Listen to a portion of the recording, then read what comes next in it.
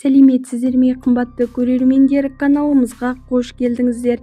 Әлемдегі және Қазақстандағы жаңалықтарды алғашқылар қатарынан біле отырғыңыз келсе, арнадағы подписация және бір ғана лайк түймелерін баса отыруды ұмытпаңыздар. Ал ендеше бастадым.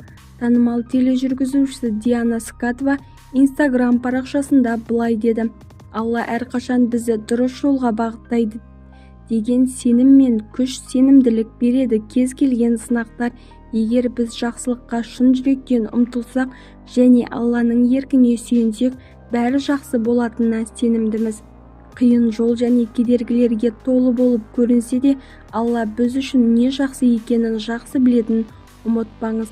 Оған сеніңіз және күш-жігеріңізді таза жүрекпен жалғастырыңыз, өйткені бәрі сеніммен және шыдамдылықпен жұмыс істейді, деді Диана Скатова. Бізді тамашалауда жалғастырыңыздар. Сау саламатта болыңыздар.